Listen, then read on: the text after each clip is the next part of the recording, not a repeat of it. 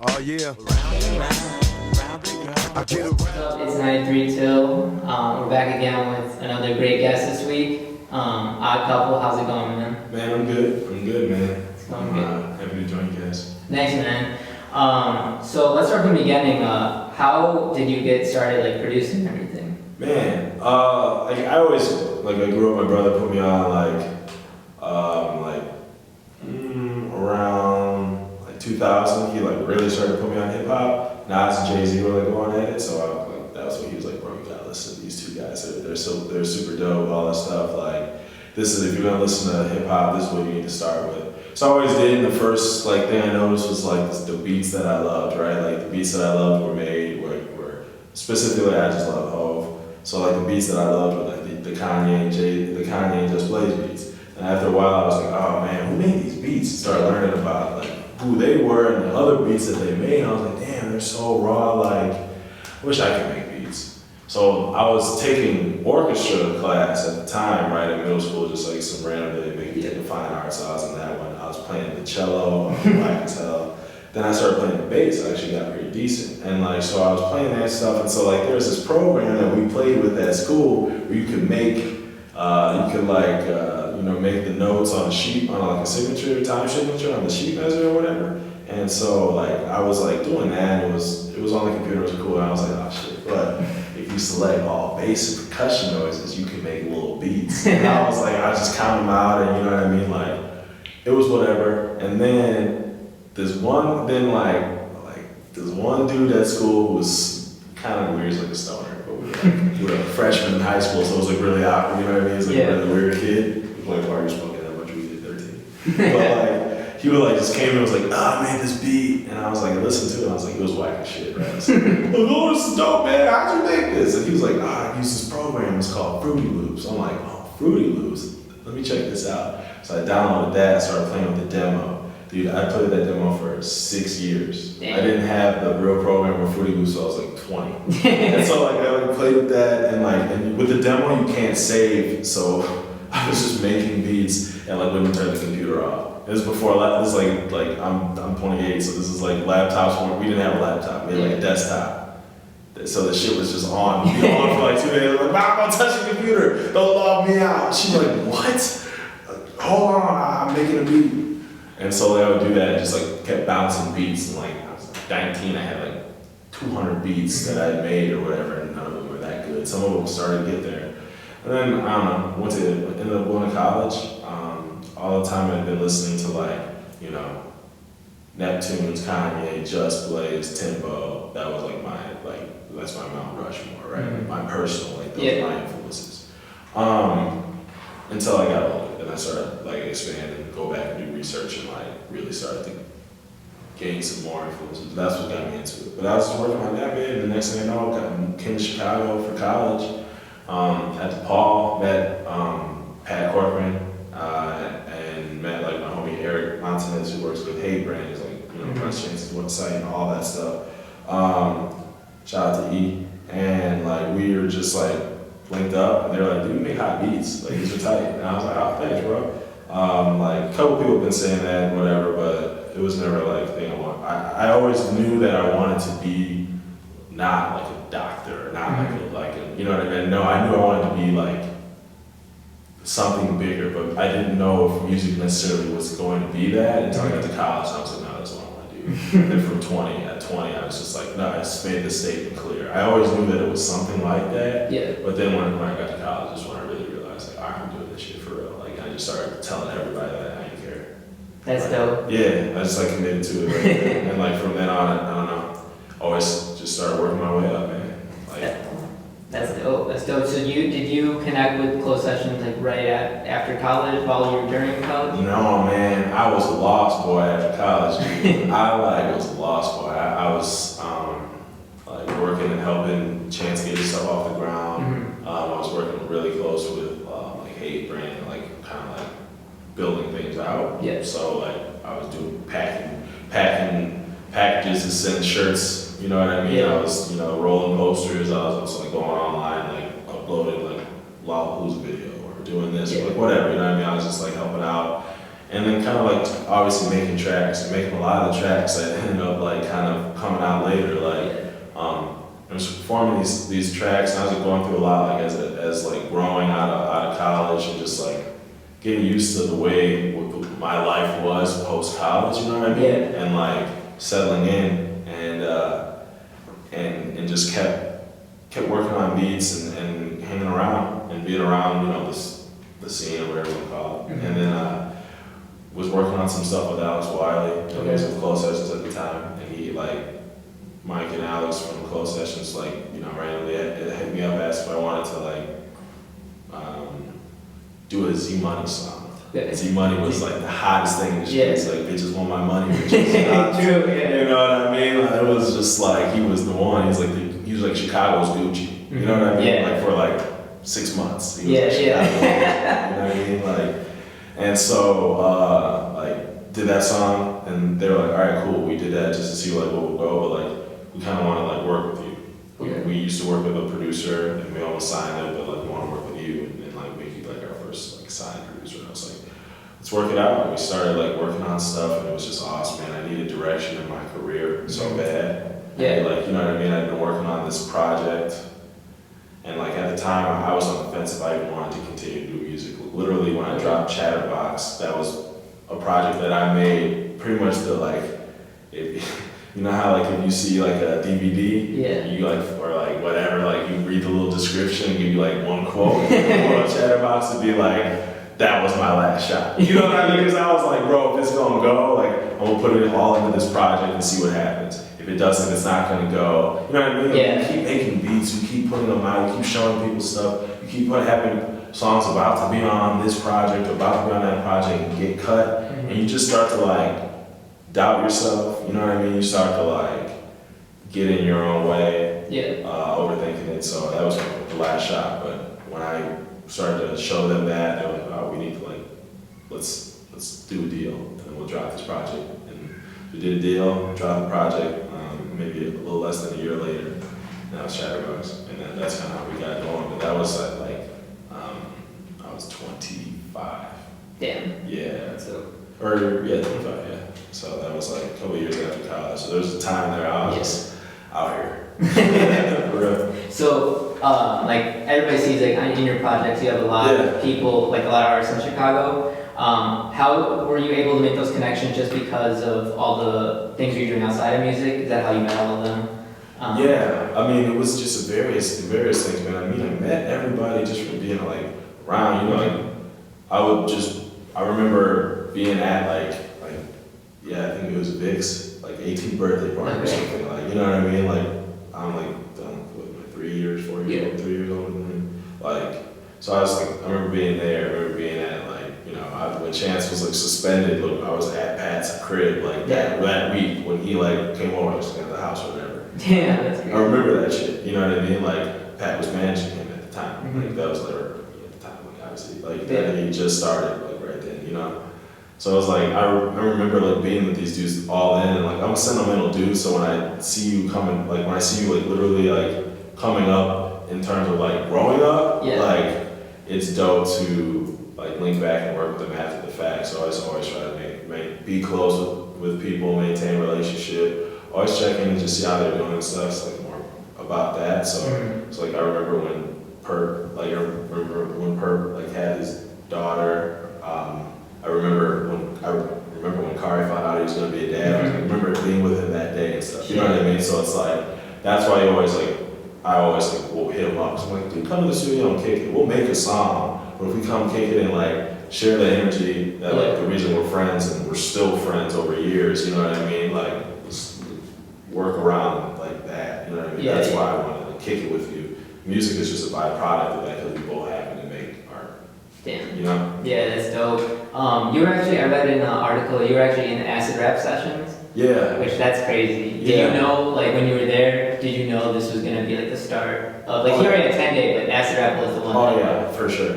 I had like, the song will never come out, but I think I heard a version with Chance, Joey Purp, and Vic Mensa on this track that I did, and it was like crazy, like crazy to think about it in retrospect, like, oh my god, that would come out. But But at the same time, everything works and happens for a reason. You know what I mean? Like I always say, if I'd gotten an acid rap and when that dropped, like my career would have gone way up, but I was not in this place as a person to handle that. Yeah. I'd have been like super arrogant. I would have been like extremely like vengeful, like gotcha.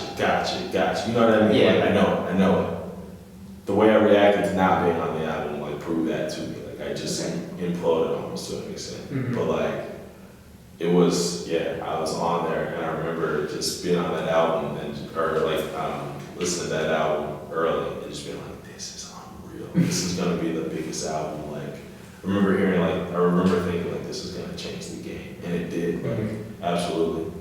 That's crazy. Back to like your music and like your production, one thing I fucking love about your music is the samples you use. Yeah. And like the sample you used in Morning Sex, for Joy Purp, I think it was like from the 70s. Yeah. And then you did one for, sorry? I think it's Clarence Reed. Yeah, and then you did one for the Jamila Woods track with Chance, which is great. So like, what is your process getting samples?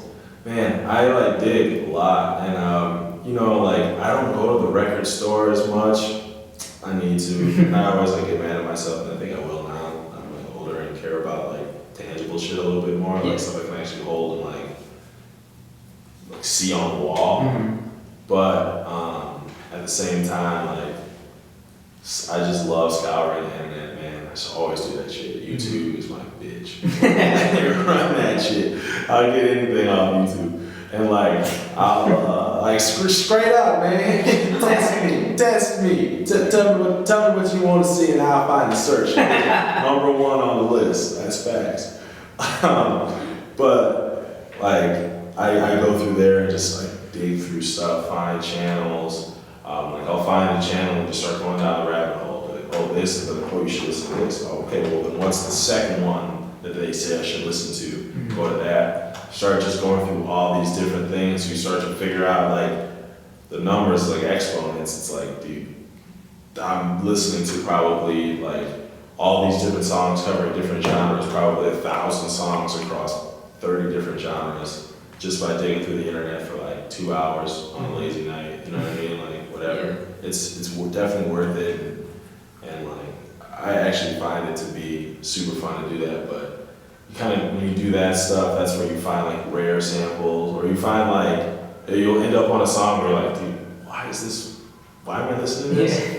And now with like Apple Music and stuff, like you just go through random playlists and see what's really up, and that's kind of how I just find stuff all over. That's dope. What would you say is like your crazy sample that you've done? Sean Paul, Hold My Hand. Oh, shit. I flipped it for Alex Wiley, Own Man. Okay. Alex Wiley and Mick Jenkins on Own Man. That's crazy. So it's like the song's like, hold my hand, shorty, hold my hand. And I like chopped it up so it's like, hold man. Like, so that was like, that was the craziest one, I think, because it was slowed down, Sean Paul. And I remember when it dropped, I don't know what article, some article was like, and is that Sean Paul singing? And I was like, yes. It's like, somebody figured it out. Like I know some people will be like, oh, I don't want to tell people when it's my sample. I won't tell you because I want you to figure it out. Yeah. Figure it out. It's dope. If it's one of those obvious ones, then it's like cool. You know what I mean? I try not to do that. I try to like really like flip something interesting or like make it so that you don't even remember what it is in the original. You know? Yeah, that's dope. I definitely think like in producers, that's what I look for is the samples and how they're able to do that. What would you say like on average, how many beats do you think you make a day? Man, I don't know if a day is fair because I'm like, I work and like I work out. I'd probably say a week is the best way to do it. Okay. I'd say I probably make 3 beats a week. Okay. Never take a week off. You do the math on that. I think I have like just under 800 beats. Okay. That I've made since I started keeping count in like 2012. Damn, that's crazy. Yeah, so 800 beats that I would put Oddcouple on. Okay. Like not the shit before that. That's dope. What would you say like have you ever had any like studio experiences where you've gone in and been like, holy shit, I can't believe I made that song there? Yeah, man. Let me think. Trying to think of the first one. The first one where I really. Because I read a story on You Enjoy Purp where Yeah. you said that you were gonna make it the intro for your album. Yeah. And he wanted it. Yeah. So I guess that one was kind of crazy, man. I made Morning Sex. So that was like the first session I had with a producer, with an artist. Okay. Like in the studio together. Okay, wow. I was running myself. It was the first one. I like just started working with CS. I wanted to put it on Chatterbox. Like Chatterbox was originally a different project for like a blog that I was like running with Eric Montanez and Pat. We were running that and like it was just like it was gonna be this mixtape we were gonna put out for that. And then that mixtape started to turn into Chatterbox because I started to put my own personal touch on it a lot more. Like I was producing all the tracks anyways, but it started like have a deeper meaning for me, and then like it just ended up, becoming something else. But anyways, Purp was gonna be on that, and I was like, send him the Morning Sex beat. It was already called Morning Sex. Like he just took it. It's essentially the exact same beat from like 2013, and then he laced it, and it was just raw as hell. And we updated it, kept updating it, and I gave him the snaps, and I just kept hitting him up like, hey, is it still on the project? Yes, bro. Like, this project, right? Go, yeah, bro. And then like Leather Corduroys, like music starts coming out. I'm like, is this song still coming out? He goes, yeah, bro, it's on my project. And I'm like, where's the project? And I'm like, and then like finally like comes out and said, the project's coming out. And I'm just like, is this on the project? He drops the, he's like, yes, bro. The artwork drops, and then the track listing drops, and I'm like, alright, cool. Like, I was like, the world gets to hear this song. And I didn't expect it to go as crazy as it went. But like that, in retrospect, during that session, I knew that was going to be a special record. Besides that, I would say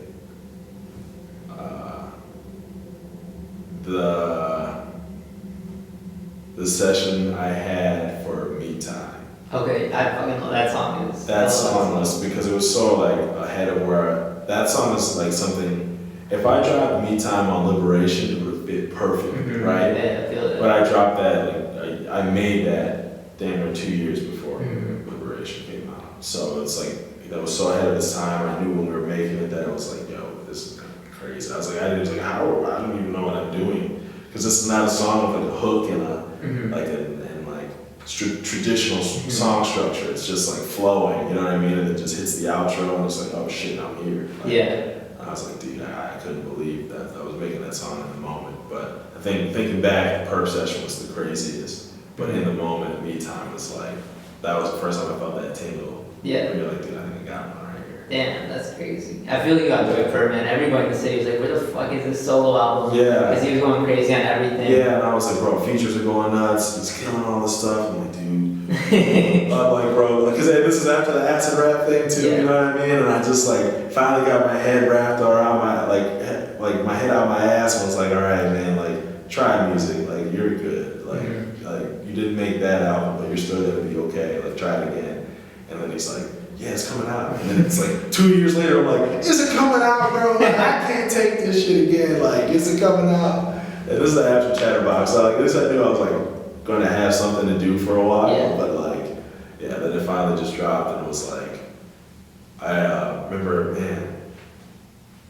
Quick side note, my boy hit me up at work. I was training some new hire on something, and he like hits me up and goes, number 39 on the complex list, and I'm like, oh damn! I was like, that I didn't even realize it was gonna like that it hit like that, you know? Yeah. Like, it was that like the whole project that I didn't even necessarily grasp, because to me he was already on like the illest. You know what I mean? Like, anybody in Chicago, Purp's like Jay-Z around. You know what I mean? Like Janet's like the Kanye, but like Purp is like Jay-Z. You know what I mean? Like just so fire. Every beat sounds amazing. He sounds amazing on it. You know what I mean? Like so. That's dope. Would you say like on your first project, Chatterbox, was it more you had all the songs, you just needed to put it together, and on Liberation it was a little bit more like you had a vision for it at first, or how was it?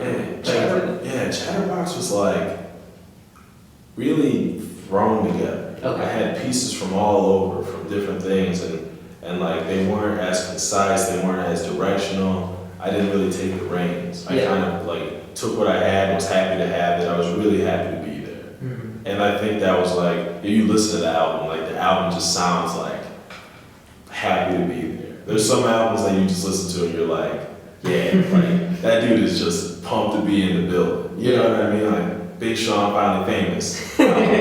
That shit comes like, when I listened to it the other day, I was like, damn, he's just happy to be in this motherfucker. Like, that's like how I felt in Chatterbox. And so that's how I kind of approached it. Like, oh man, you gonna bless me with a verse? Like, thank you. Like, I'll do something dope with this. And I just like winged it. Liberation came about, was more like, I went like, Chatterbox was like my life. I had gone through stuff, right? Like Liberation was like in that year, I had gone through like all kinds of shit. Like, just kind of self-realization, like, thought I was in love with someone and I wasn't, and like dealt with like what that really means, you know what I mean? Yeah. Like then I like just started to like face all the stuff from my childhood with my like going through this with my brother, and then also like, you know, coming out of that and we're like best friends now and all, and that like had me take ownership of a lot of stuff, you know what I mean? Like just really like saw like myself in the mirror, like, and like saw all like the flaws, facets, and everything. I was like, damn, like I love this. You know what I mean? It was just like the ultimate freedom in that regard, and that like really shined through in the music. Like a song like "Slept On," just me and Golden just sat there and wrote that out. Like from the start, he was like, I have these 2 chords, and it's like all I got is like because I've been slept on, and I was like, well, let's write it out. We just like did that, and then the same thing with like Crazy Games, the same thing with Red Eye, like all those were like, let's talk about what we're going through in life, and like that writes the song out. You know what I mean? You have 4 or 5 sessions, and the original session you're just talking about what you're going through. You get that idea on there, rough as hell, and then from there you just start to further bring that idea in and vocalize it or whatever you need to do. And that's kind of how I went about it.